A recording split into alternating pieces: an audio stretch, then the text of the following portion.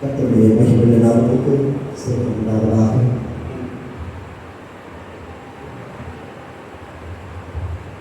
தேவன் அருளிய அற்புதமான நாளுக்காக தேவனுக்கு இருக்கிறேன். எல்லாரும் ஒரு நிமிஷம் எழுதி நிற்கலாம்.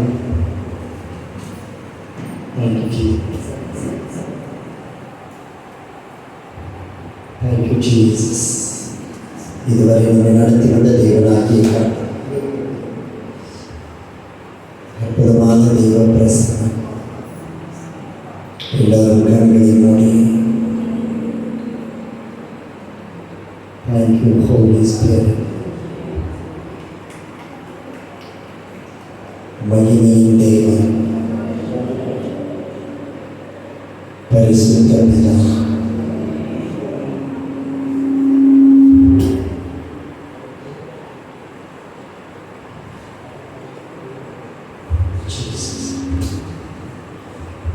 Thank you, Jesus.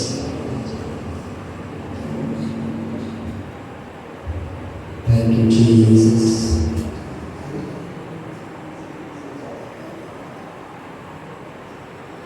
Thank you, Jesus.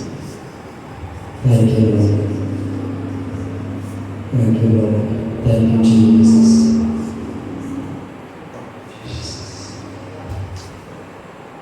Thank you, Jesus. Thank you, Jesus. Thank you, Jesus. Thank you, Jesus. Thank you, Jesus. Thank you, Lord. Praise the Lord. Thank you, Jesus.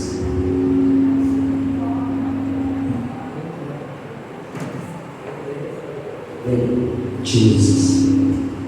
Hallelujah.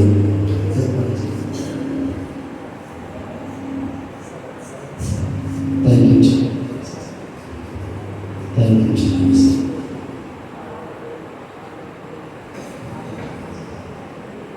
Thank you, Lord. Thank you, Lord. Thank you, Lord. Thank you, Jesus. Thank you, Jesus. Hallelujah. Thank you, Lord. Hallelujah, Lord. Praise you, Jesus. Thank you, Lord. Hallelujah. Thank you, Lord. Praise you, Jesus. Praise you, Lord. Thank you, Lord. Hallelujah. Hallelujah. Hallelujah. Thank you, Jesus. Thank you, Jesus. Thank you, Jesus. எல்லாரும் ரெண்டு காரியங்களை திறந்து மகிமையுள்ள தேவனை நோக்கி Praise be to God. Thank you, Jesus. Praise be to God. ராஜாதி ராஜாவே, மகிமையின் தேவனே, எங்களின் அன்பினால் நிரப்புகிறவரே, பரிசுத்த பிதாவே, மகிமையின் ராஜனே, உன்னத பிதாவே, இந்த அதிகாலை வேளையில் எங்கள் மத்தியில் இறங்கி வந்திருக்கிற தெய்வக்காக நன்றி செலுத்துகிறோம். எல்லோரும் நாமங்களை திறந்து கர்த்தரை ஸ்தோத்திரிப்போம். எழுந்து கட்டுகிற நேரம் எது? எழுந்து கட்டுகிற நேரம் எது? எழுந்து கட்டுகிற காலம் எது? தெய்வம் நம்முடைய மகிமையினால் நம்மை நிரப்பிக் கொண்டிருக்கிற நேரம் இது. நம்முடைய வல்லமை நமக்கு நிரப்புகிற நேரம் இது. விசுவாசத்தினால் நம்மை எழுப்புகிற நேரம் இது. பிசாசின் கிரைகளை மந்தர ஆவிகளை வீசி தருகிற வேலை இது. உங்களை என்னை பலப்படுத்துகிற நேரம் இது. சாத்தான் வீழ்த்தப்பட்டு ஜெயித்து நாட்களில் எழுந்து கட்டுகிற வேலை இது. தேவனாகிய கர்த்தாவே, எங்களை நடத்துகிற பரிசுத்தரே, இப்பொழுது எங்கள் மத்தியில் இறங்கி வந்து அருளுவீராக. ராஜா, இறங்கி வந்து அருளுவீராக. எங்கள் ஒவ்வொருவருமே தேவ மகிமை சம்பூர்ணமாய் அக்கினிமயமான தேவன், சேரக்கூடாத ஒளியில் வாசப்படுகிற தேவன், மகிமையின் தேவன், ஒவ்வொருவரின் சம்பூர்ணமை நிரப்புவீராக. ஜீவ நதியாய் நிரப்பி அருள் தகப்பனே, எல்லா தடைகளும் முறிந்து போகப்படட்டும். சாத்தானின் திட்டங்கள் முறிந்து போவதாக. சுயத்தின் நாவுகள் நிர்மூலமாவதாக. தடைகளின் நாவுகள் நிர்மூலமாவதாக. சோர்வின் நாவுகள் நிர்மூலமாகி போவதாக. எல்லா தடைகளும் சரீரத்தின் உபாதைகள் இயேசுவின் நாமத்தில் ஆராதிக்க தடையை இருக்கிற கிரியைகள் எல்லாம் இப்பொழுது இயேசு கிறிஸ்துவின் ரத்தத்தினால் ஏற்று சாம்பலாய் போவதாக. போவதாக. நிரப்பு பேசுராஜா, நிரப்பு பேசுராஜா. எல்லாரும் கரங்களை தட்டி அப்பா என்று கூப்பிடுவோம். அப்பா என்று கூப்பிடுங்கள். அப்பா என்று கூப்பிடுங்கள். எழுந்து கட்டுவதற்கு உங்களை தேர்ந்தெடுக்கிற தேவன்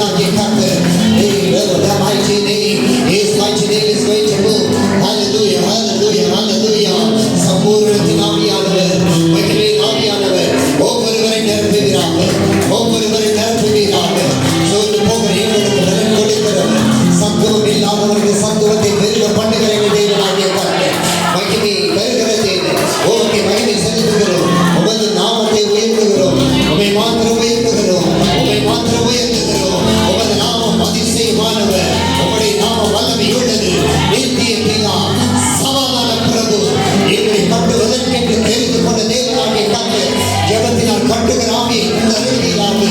எழுந்து கட்டி எழுப்புகிற ஆவி தருவீராக. உமக்கே மகிமை, உமக்கே ஆராதனை, உமக்கே சோதரங்கள். நன்றி நன்றி நன்றி நன்றி நன்றி நன்றி நன்றி நன்றி.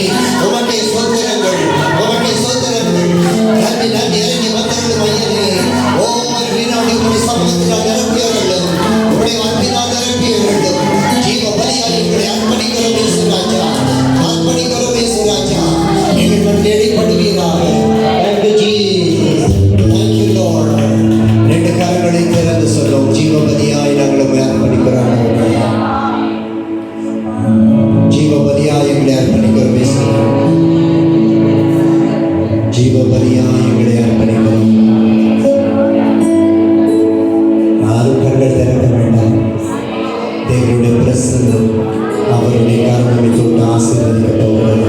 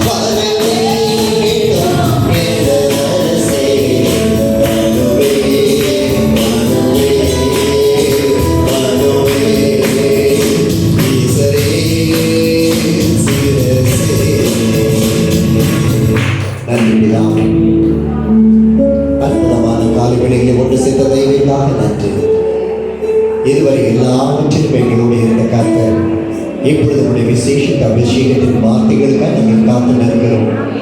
நாங்கள் எழுப்ப வேண்டும், கட்டி எழுப்ப வேண்டும். எங்களோடு பேசுவீராக, இடைப்படுவீராக. எல்லா தடைகளையும் உடைத்து கர்த்தர் மகிமைப்படும் இயேசுவின் நாமத்தில் பிதாவே ஆமென். அமர்ந்து கொள்வோம்.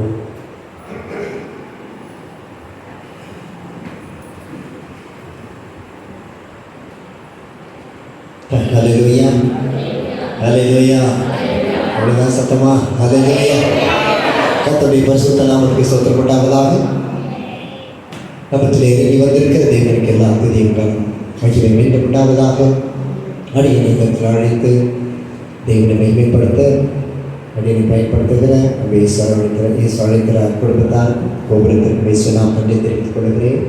வந்திருக்கும் உங்கள் ஒவ்வொருவர் மேலும் தேவனுடைய கரம் சம்பூரணமாய் ஆசீர்வதிப்பதாக.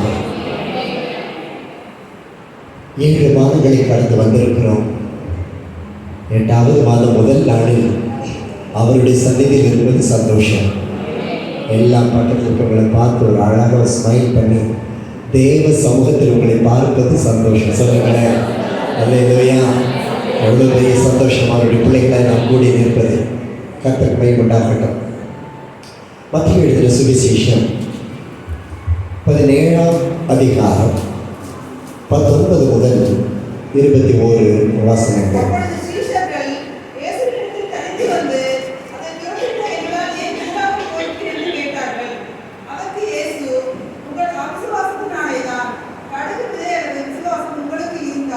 நீங்கள் இந்த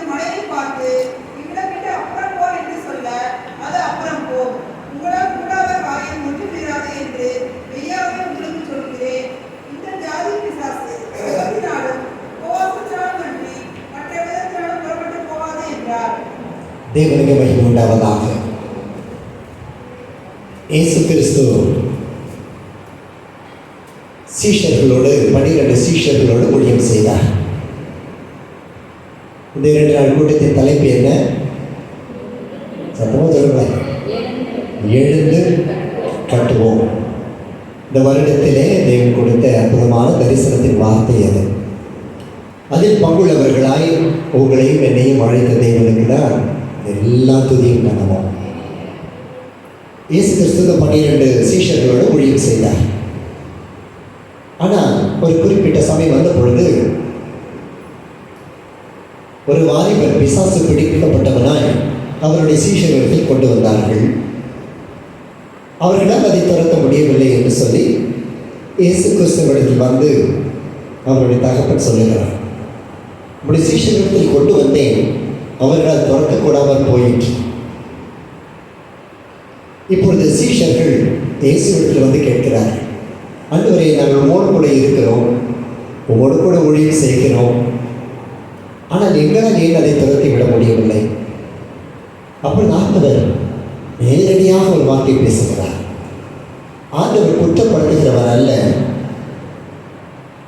நம்மை பழிவாங்குகிறவரும் அல்ல.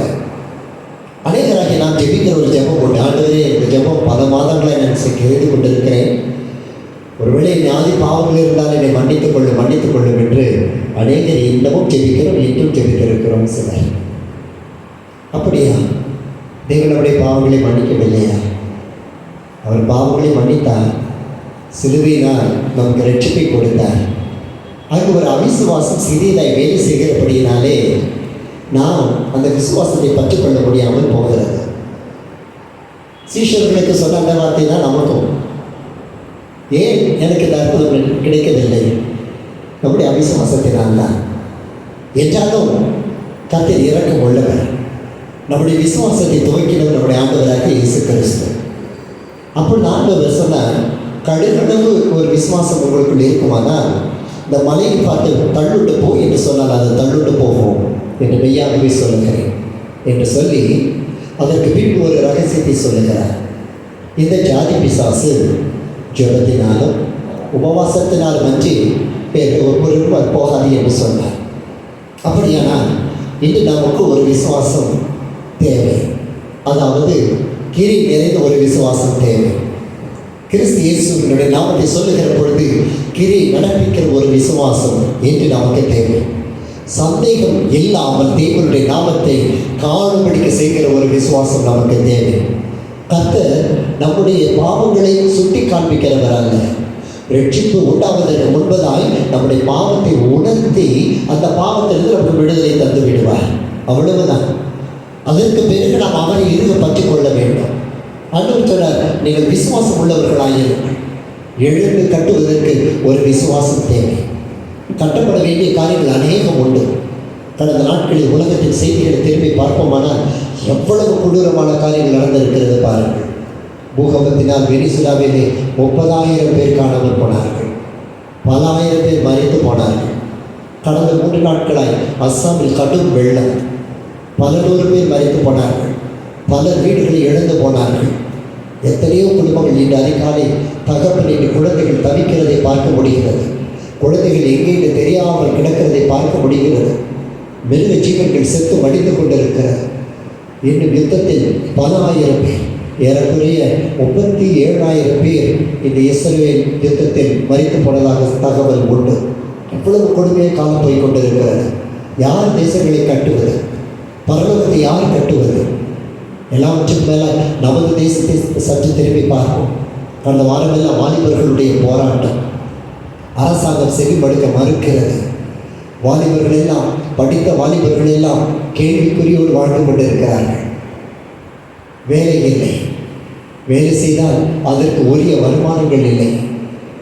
இரவு பகல் என்று உழைக்கிறவர்களுக்கு நல்ல ஒரு உயர்வு இல்லை. ஒன்றுமில்லாமல் சாதாரண ஓடித்திருந்த மேலோட்டமாய் வேலை பார்க்கிறவர்களுக்கு கம்பெனியில் பதவி உயர்வு கிடைக்கிறது.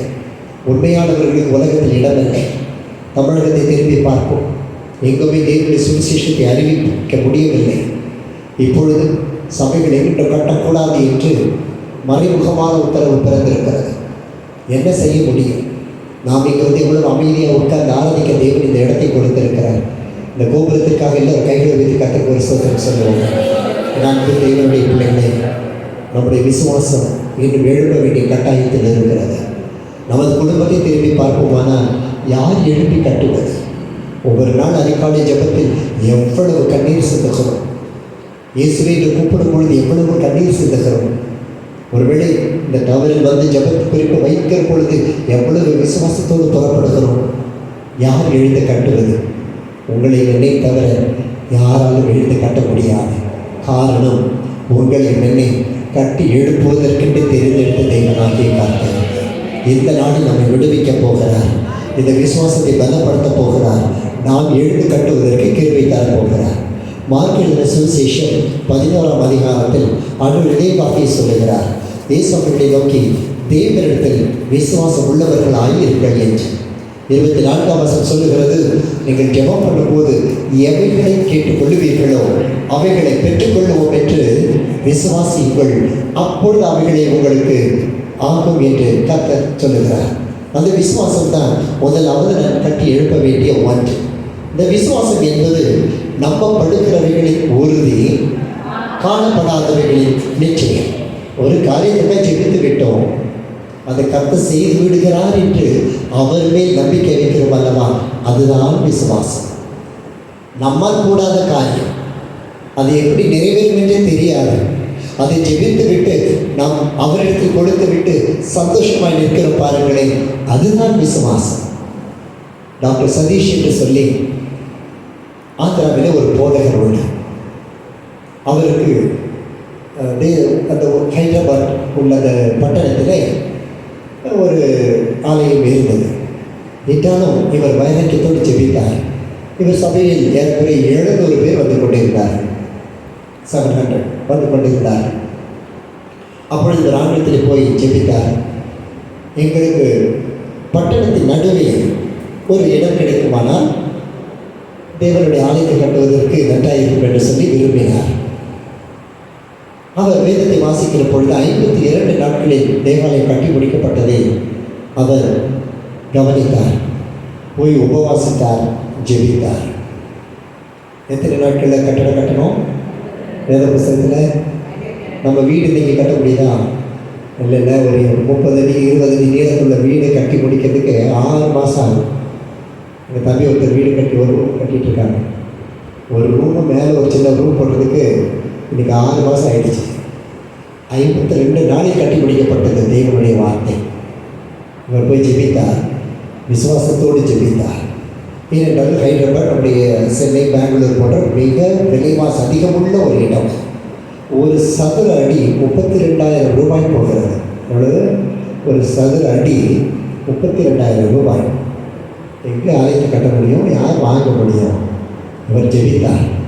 ஜெபித்த பொழுது கர்த்தர் அசைவாடினார். ஒரு பெரிய இடத்தை, ஏற்கனவே 1.5 ஏக்கர் நிலத்தை நடு மையத்தில், பட்டணத்தின் மையத்தில் கர்த்தர் கொடுத்து விட்டார். வரலே சொல்லுங்க.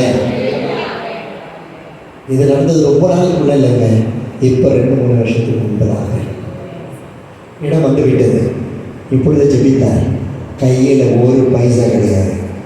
நல்ல சொல்லுங்களேன். இன்னைக்கு நிறைய பேர் ஒரு பைசாவில் தான் வந்திருக்குங்க.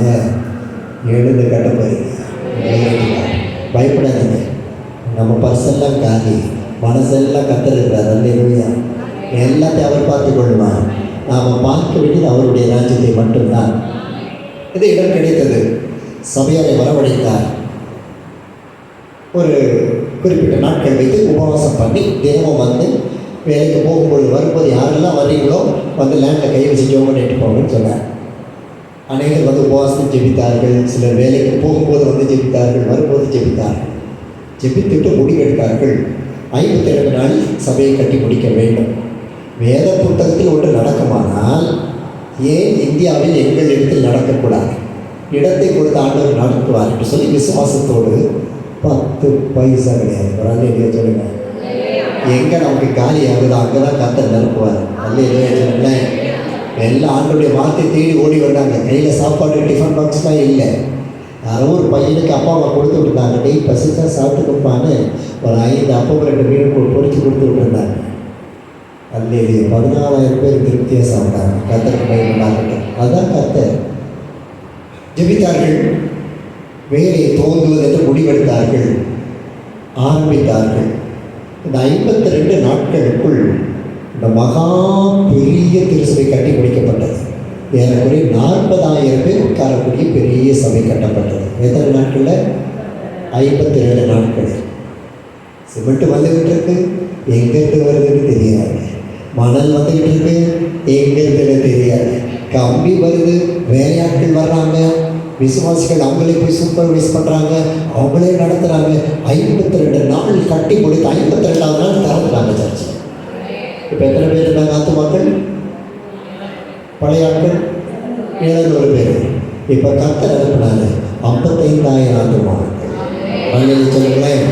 நம்ம தான் நெட்லாம் வச்சுருக்கீங்க, போட்டு பாருங்க. எழுந்து கட்டுவதற்கு நம்முடைய விசுவாசம் போதும். ஆனால் அந்த விசுவாசம் எவ்வளவு சந்தேகம் இல்லாமல், எவ்வளவு தேவனுடைய அவருடைய வல்லமையில் சந்தேகம் இல்லாமல் அந்த விசுவாசத்தை தேவன் மேல் பிரதிபலிக்க வேண்டும். பிலிப்பியர் 2ஆம் அதிகாரம் 13ஆம் வசனம் சொல்லுகிறது, ஏனெனில் தேவனே தம்முடைய தயவுள்ள சித்தத்தின்படி விருப்பத்தையும் செய்கையையும் உங்களில் உண்டாக்குகிறவரா. அவருடைய தயவுள்ள சித்தம், இதுதான் விசுவாசத்தின் பலன். நம்ம ஜெபிக்கிறது நடக்கலைன்னா அதுக்கு என்ன அர்த்தம்? 2 காரியம் உண்டு. ஜெபத்திலே 2 காரியம் நடக்கும். ஒன்று, நாம் கேட்டது அப்படி நடக்குமானால் தேவ சித்தத்தின் தயவுள்ள விருப்பம். ஆமென். நாம் கேட்டது நடக்கவில்லை என்றால் அது அவருடைய சித்தம், அவ்வளவுதான். அல்லேலூயா சொல்லுங்களேன். நடந்தால் அவருடைய கிருபை, சந்தோஷமாக ஏற்றுக்கொள்ள வேண்டும். நடக்கவில்லை என்றால் அது அவர் சித்தம், அவர் பார்த்துக்கார், விட்டுறணும். அதை போட்டு ராத்திரி பாதம் அவரை போட்டு நான் கேட்டதை செய்கிற ஆண்டவரே, ஏன் ஆண்டவரே நான் உபவாசி கேட்குற, காணிக்கை கொடுத்து கேட்கலட்டு அவருக்கு போய் கேட்கல. புலம்புறதுக்கு நமக்கு இடமே கிடையாது. புலம்புறதுக்கு ஒரு கூட்டம் இருக்குது. அந்த கூட்டத்தை அந்த புலம்பல் சத்தத்தை நம்ம கேட்க போகிறோம் சீக்கிரம். ஆண்டவரே, நல்ல நாட்களை விட்டு விட்டேனே, என் பாவத்தை அறிக்கையிடாமல் போனேன்னு உலகத்தை கதறி கொண்டிருக்கிற வேளையில் நம்முடைய பரமபிதா வரும் பொழுது நாம் அவரோடு கூட சேர்ந்து ஆளுகை செய்கிறவர்களாய் புறப்படுவோம். நம்முடைய சித்தத்தை நம்ம நிறைவேற்ற வல்லமை உள்ளவர், தமது விருப்பத்தை நம்மை நிறைவேற்ற வல்லவர். நம்ம விரும்பினா கொஞ்சம் தான் விரும்புவோம், நம்ம விரும்பினா சின்னதாக தான் கேட்போம். ஏன்னா அதுதான் நமக்கு தெரியும் இல்லை. நம்ம கேட்கறதுலாம் சின்னதாக தான் இருக்கும். இது கிடைச்சா போதாண்டது, எனக்கு இது போதும் என்கிற மனது இருக்கணும். ஆனால் விசுவாசத்தில் போதும் சொல்லக்கூடாது. ஆண்டவரே, என் விசுவாசம் பத்ததான், என்னுடைய விசுவாசம் நம்பப்படுகிறவர்களுக்கு உறுதி. என்ன, இன்னைக்கு குடும்பத்தை விட்டு நான் இன்னைக்கு வந்திருக்கிறேன். என்னுடைய குடும்பத்தை கட்ட முடியாததான் என் ராஜ்யத்தை கட்ட முடியுமா? கேளுங்க ஆண்டவர்கிட்ட. ஆண்டவர் சொன்னார், நீ போ, எழுந்து கட்டு, உனக்குள்ள விசுவாசத்தை வைத்திருக்கிறேன். 52 நாட்களில் என்னுடைய மகனை கொண்டு இவ்வளோ பெரிய தேவாலயம் கட்ட என்னால் முடியும். 3 நாளை எடுத்து தேவாலயத்தை கட்ட நமக்குள் வாசப்படுகிற இயேசுவாலை முடியும். ஆமென் சொல்லுங்களேன். எங்கோ பிறந்து எங்கோ வளர்ந்தோம். சங்க வேதநாயகன் சாதி ஒரு பாடல் பாடியிருப்பார். பொல்லா ஜென்மம் நாளையா சொல்லால் கூறல் ஆகுமோ. பொல்லா ஜென்மம் இல்லை, உங்களை நான் சொல்லக்கூடாது. என்னை பற்றி நினைக்கும்போது பயங்கர பொல்லாத ஜென்மம் தான். ரொம்ப நாள் பாரம்பரிய சாபம். எங்கள் ஊழியர் ஒரு 3 சந்ததியாக ஊழியர் குடும்பமாக இருக்கிறோம். ஆனாலும் பயங்கர சாபம் கட்டு என்ன பண்ணாலும் கிடைக்க மாட்டேங்குது. நான் ஒரு முறை வேலை இல்லாமல் 869 இன்டர்வியூ அட்டன் பண்ணியிருக்கேன். 869 இன்டர்வியூஸ். வர வழியெல்லாம் போய் ஜீசஸ் காசு போய் ஜாப் பண்ணிட்டு வந்துடுவேன். நல்லா பரிசுத்தமாக காத்து பண்ணுவேன். அப்படி இருந்தும் அந்த வேலைகள் தேவனுடைய ஆசீர்வாதத்தை ருசிக்க முடியலை. பொழியில் பெரிய அற்புதங்களை பார்க்க முடியல. போனால் அற்புதம் நடக்கும், ஆனால் போகும்பொழுது தொய்வாக இருக்கும். விசுவாச சோதனைகளை பார்த்து உள்ள சோர்ந்து போகும். ஒரு முறை போய் உபவாசி கஷ்டத்தில் கேட்ட, ஆண்டவர் இந்த சாபம் ஏன் பின்தொடர்கிறது? நம்ம விசுவாசம் சிலுவையில் அவர் எல்லா சாபத்தையும் சுமந்தார் இல்லையா? அப்போ ஆண்டவர்கிட்ட, நீர் சிலுவையில் சுமந்த அந்த சாபம் தானே, ஏன் என்னை பின்தொடர வேண்டும்? அப்போ கர்த்தர் எங்கேருந்து ஆரம்பிச்சது எனக்கு காண்பீங்க ஆண்டவரே என்று கேட்டேன். கர்த்தர் பல சந்ததிக்கு முன்பதாக என்னை கொண்டு போய் காண்பித்தார். தேவனுக்கு மகிமையே தான் சாட்சி சொல்கிறேன். யாரோ ஒரு தாத்தா, அவர் எனக்கு முன்னாடி எந்த சந்ததியும் தெரியாது. அவர் என்ன பண்ணாரா, ஒரு குடும்பத்தில் ஒரு பெண்ணை கல்யாணம் பண்ணணும்னு சொல்லி அந்த கணவரை வெட்டி கொண்டு போட்டுட்டு அந்த பொண்ணை கல்யாணம் பண்ணிட்டார். எனக்கு அந்த தாத்தா யாருக்கும் தெரியாது, அவர் பேரும் தெரியாது, ஊரும் தெரியாது. எத்தனை சந்ததிக்கு முன்பதாக அப்போது செபிக்கும் பொழுது ஆண்டவர் தெளிவாக காண்பித்தார். மிகவும் உடைந்து போனேன். எனக்கு யாரென்று தெரியாத என் முன்னோர் செய்த சாபங்கள் இன்னும் நாம் பரிதபித்துக் கொண்டிருக்கிறோம். வறுமை, பணமின்மை, ஆகாரம் இல்லாமல், வஸ்திரங்கள் இல்லாமல், பிச்சைக்காரனை போன ஒரு வாழ்க்கை. அவ்வளவு கொடுமை பார்த்தீர்கள். நான் ஜெபித்தேன், அப்படியே நான் சிலுவையை சாப்பிட்டு சுமந்தேன். ஆண்டவரே, அதை நான் எப்படி சுமந்து சுதந்திரித்துக் கொள்வது? ஆண்டவர் பேசினார். நீ எப்படி பாவத்தை விட்டு மனம் திரும்பினாய் என்று கேட்டார். வேதத்தில் வாசிக்க ஆரம்பித்தேன். நியாயப்பிரமாணம் என்னை குற்றவாளி என்று காண்பித்தது. நான் பொய் பேசுவது பாவம், விபசாரம் பாவம், வேசித்தனம் பாவம், நான் செய்த பல காரியங்கள் பாவம் என்று வேதம் என்னை சுட்டி காண்பித்தது, என்னை குற்றப்படுத்தினது. எனவே அவர்கள் எல்லாம் வேண்டாம், எனக்கு பரிசுத்தம் வேண்டும் என்று நான் உங்களை தேடினேன். நீர் என்னை பற்றினீர், என்னை நடத்தினேன். எனவே நீ பரிசுத்த கிருபை தந்தீர். அப்பொழுது ஆண்டவர் சொன்னார், இந்த சாபம் என்ன என்பதை நீ ஆராய்ந்து பார், நான் உனக்கு விடுதலை தருவேன் என்று சொன்னார். அப்பொழுது நான் இந்த ஜெபத்தை பார்த்து பொல்லாத சந்ததியுடைய சாபத்தை அறிந்தேன். அறிந்த பின்பு அதை கட்டி ஜெபித்தேன். கர்த்தர் அவர்கள் பூரண விடுதலையை கொடுத்தார். அவ்வளவுதான். நான் அல்ல, நான் போய் நிற்பேன், அற்புதங்கள் தானாக நடக்கிறது. என்னை கொண்டா இல்லை, சாபத்திலிருந்து என்னை விடுவித்த தேசிய ஜீவன் நாமத்தை கொண்டார். நம்முடைய ஜென்மங்கள் பாவ ஜென்மங்கள், பயங்கரமான பாவ ஜென்மங்கள். சொந்தக்காரன் ஓராளு நீங்கள் நல்லா இருக்கணும்னு விரும்புகிறானா? அப்படி எல்லாத்தாலையும் ஆடு. அப்போது இன்றைக்கி நம்ம இங்கே வந்து உட்காந்துருக்கோம் தெரியுமா? எழுந்து கட்டக்கூடிய கிருபையை பெற்றது நீங்கள் தான். நல்ல கைவிட்ட ஆரம்பிச்சாங்க. அந்த கத்துறாலாம் கத்திட்டு கிடக்கணும், பேசுகிறாரு பேசட்டும். அற்புதமான கீர்த்தனை பாடம் கொண்டு அது சொல்லியிருக்கிறது என்ன அந்த பாவம் போகட்டும், புவி மசை பேசட்டும், பொல்லா அம்புகளை எய்திடட்டும், ஆனது ஆகட்டும், அருள் மழை நமக்கு பெய்திடும், அன்பு மிகும் பேரின்பம் எனக்கு என் மீட்பர் உயிரோடு இருக்கையிலே எனக்கு என்ன குறை? ஒரு மீட்பர் உயிரோடு இருக்கையில் அன்பு பிள்ளைகளை உங்களுக்கு என்ன குறை உண்டு? இந்த விசுவாசத்தை நாம் பலப்படுத்தி எழுந்து கட்ட வேண்டும். பயப்படாதீர்கள். ஒன்றுமில்லாத அந்த குடும்பத்தை கர்த்தர் எழுப்புவார். நீங்கள் விசுவாசத்தில் மேம்புள்ளவர்களாக இருங்கள். நாவிற்கு காவல் வையுங்கள். என்ன பிரச்சனை வந்தாலும் அமைதியாக இருங்கள். அதிகமாக உங்களை தொந்தரவுப்படுத்த லேசாக ஒரு புன்னகை போட்டுவிட்டு விட்டு விடுங்கள். என்ன வார்த்தை வேண்டுமானாலும் பேசட்டும், என்ன கெட்ட வார்த்தை வேண்டுமானாலும் பேசட்டும், என்ன சாபத்தை வேண்டுமானாலும் பேசட்டும், எதற்கும் நீங்கள் பயப்பட வேண்டாம். நீங்கள் விசுவாசிக்கிறவர் என்னார் என்று அறிந்து நாம் ஓடுகிற பொழுது கர்த்தர் எழுந்து கட்டப்போகிறார், கட்டுவதற்கு பயன்படுத்த போகிறார். நிச்சயமாக அந்த மாற்றத்தை இன்று நீங்கள் காணத்தான் போகிறீர்கள். ரோமர் 10:17 சொல்லுகிறது, விசுவாசம் கேள்வியினாலே வரும், கேள்வி தேவனுடைய வசனத்தினாலே வரும். இங்கு சொல்லப்படுகிற கேள்வி என்பது விசுவாசம் நாம் கேட்பதினாலே வருமா?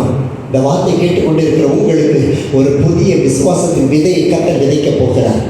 அந்த விசுவாசம் தான் இந்த உலகத்தை ஜெயிக்க போகிற ஒரு விசுவாசம். அந்த விசுவாசம் தேவனுடைய வார்த்தையினாலும் புறப்பட போகிறது. யோவான் 15:5 வாசிக்கிறோம், நானே திராட்சை செடி, நீங்கள் கொடிகள். ஒருவன் என்னிலும் நான் அவனிலும் நிலைத்திருந்தால் அவன் மிகுந்த கனிகளை கொடுப்பான். ஒரு அல்லேலூயா. அடுத்து சொல்லுகிறார், என்னை இல்லாமல் உங்களால் ஒன்று செய்ய முடியாது. அப்போ ஆண்டவர் சொல்லித்தார்ல, அவர் இருக்கும் பொழுது கட்ட முடியாமல் போய் முடியுமா என்ன?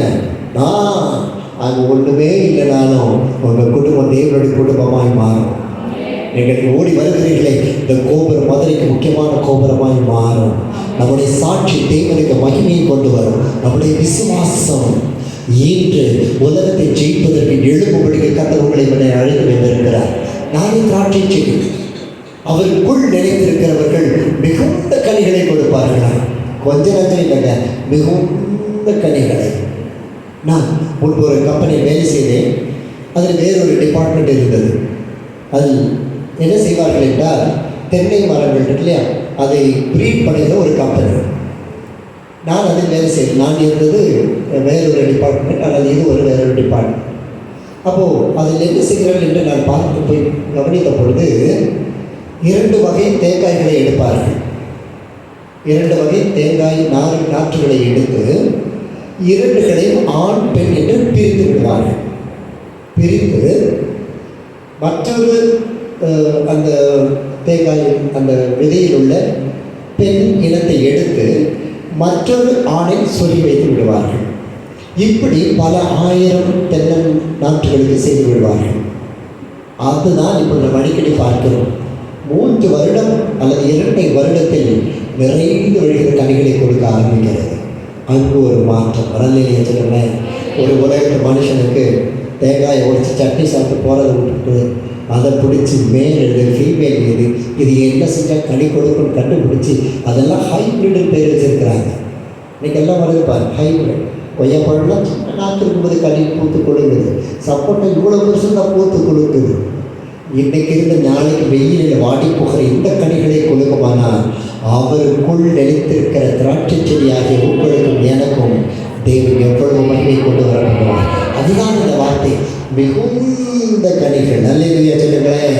உங்கள் வீட்டில் நீங்கள் மிகுந்த கனிகளை கொடுக்க வேண்டும், கொடுக்க வேண்டும்.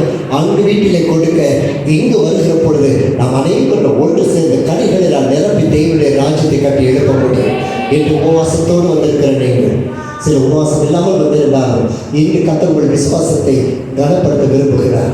எபிரேயர் 12ஆம் அதிகாரம் 1ஆம் வசனம் சொல்லுகிறது, மேகம் போன்ற இத்தனை திரளான சாட்சியை நம்மை சூழ்ந்து கொண்டே இருக்க பாரமான யாவற்றையும் நம்மை சுற்றி நெருங்கி நிற்கிற பாவத்தை தள்ளிவிட்டு சொல்லுங்களேன், விசுவாசத்தை துவக்குகிறவரும் முடிக்கிறவருமாய் இருக்கிற இயேசுவை நோக்கி அல்லேலூயா சொல்லுங்களேன். அந்த விசுவாசத்தை துவக்குகிறார். இப்பொழுது ஒரு விசுவாசத்தை உங்களுக்குள் எனக்குள் துவக்க போகிறார். இந்த விசுவாசம் இத்தனை வருடம் இருந்த விசுவாசத்தை பார்க்கிலும் மேன்மையுள்ளதாய் கனப்படுத்தப்பட போகிறது. நம்முடைய விண்ணப்பத்தை பரலோகத்தில் கொண்டு போய் பரலோகத்தை அசைக்க போகிறது.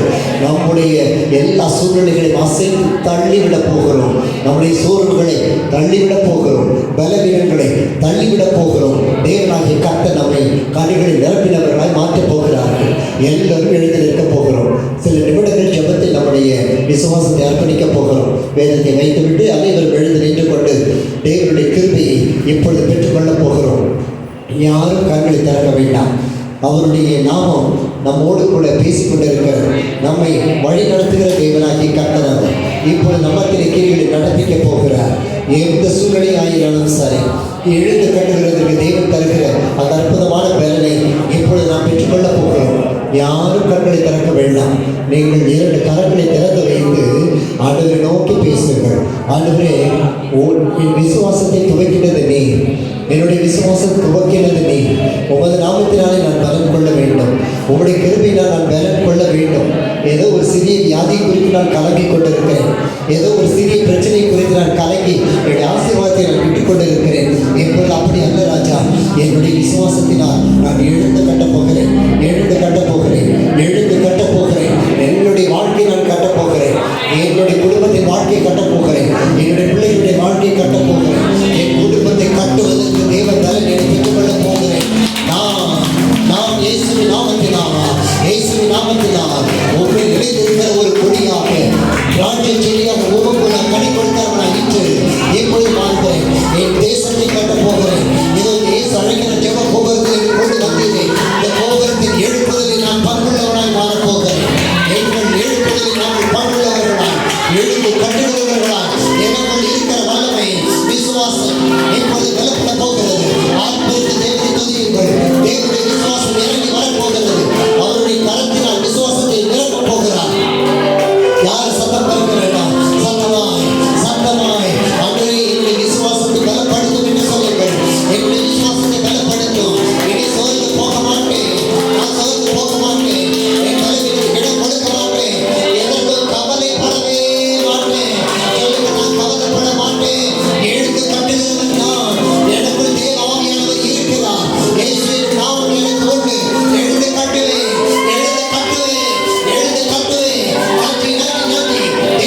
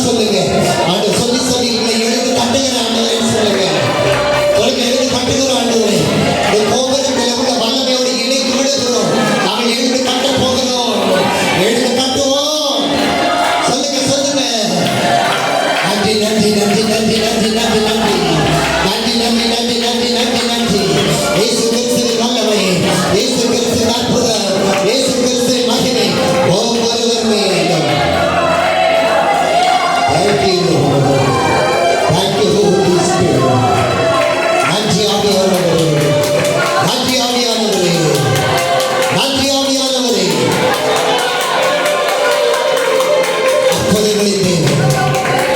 அவரை துதித்து வாழ்த்துகிறோம், துதித்து போற்றுகிறோம். Thank you, Holy Spirit, for the mighty presence. Hallelujah. Hallelujah. Thank you, Jesus. உங்கள் விண்ணப்பத்தின் சத்தத்தை கேட்டார், உங்களை கட்டி எழுப்பக்கூடிய கிருபை கொடுத்து விட்டார். இனி எல்லாமே உங்கள் கையில் தான் இருக்கு. போகும்பொழுது ஜெப எண்ணெயை கோபுரத்தில் தவறு வாங்கிட்டு போங்க. போய் உங்கள் வீட்டு நிலைகள் எல்லாவற்றிலையும் பூசி விடுங்கள். பல அற்புதங்கள் நடக்க போகிறது. உங்களுக்கு விரோதமாக இருக்கிற சாத்தானுடைய கிரிகள் எல்லாம் வந்து வெளியில் வந்து விழுக்கிறோம். நீங்கள் தேட வேண்டாம். ஆனால் எதை பார்த்தாலும் உடனே டவருக்கு ஃபோன் பண்ணுங்க.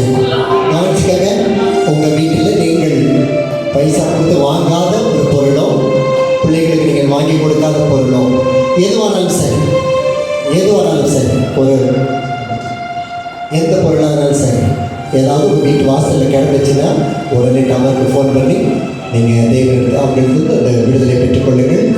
போய் தேடக்கூடாது. கர்த்தர் எல்லாம் எரிச்சு சாம்பலை போட்டுட்டாரு. கர்த்தர் ஜெயித்து விட்டார்.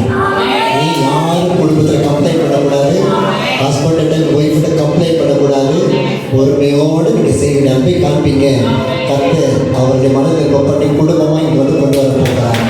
ஆண்டவர் சொல்லுகிற ஒரு வார்த்தை, செப்டம்பர் மாதம் 30ஆம் தேதிக்கு முன்பதாக நம்ம அனைவருடைய வீட்டிலும் 2 அற்புதங்களை கர்த்தர் செய்ய போகிறார். ஒன்று, ஆவிக்குரிய அபிஷேகத்தின் ஒரு அடையாளம். 2வது, உங்கள் குடும்பத்தில் பல வருடங்களாக நீங்கள் ஜெபித்ததுடைய ஒரு அடையாளம். வந்து தவறில் சாட்சி கொள்ளுங்க. கை தட்டி கத்தரவை எங்கள்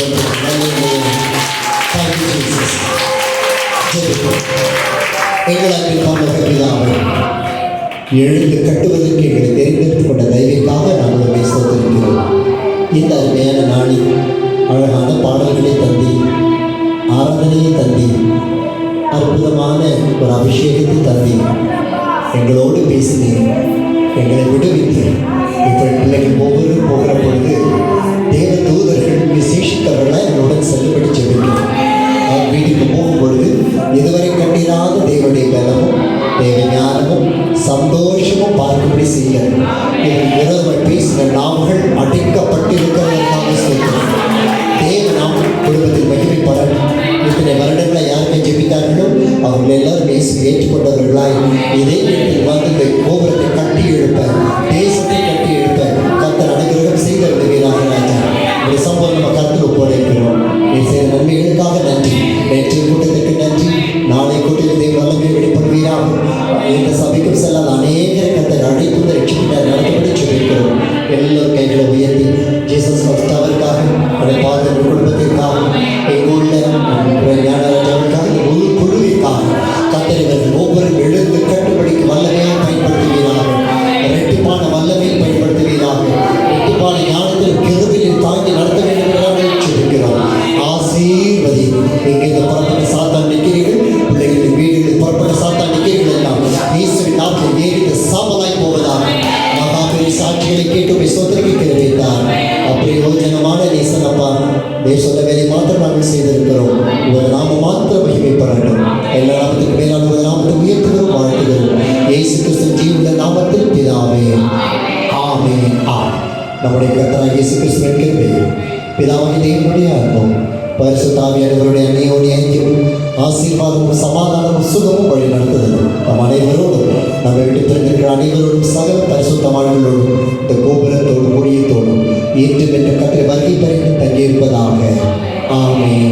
சத்தமாய் சொல்லுங்கள். நாத்துமாவே கர்த்தரை ஸ்தோத்திரி, முழுவதும் அவருடைய பரிசுத்த நாமத்தை சொல்லுங்கள். நாத்துமாவே கர்த்தரை ஸ்தோத்திரி, அவர் செய்த சகலவராகவே வருவார்கள். ஆமென். Hallelujah. Hallelujah. Hallelujah. God bless you, person.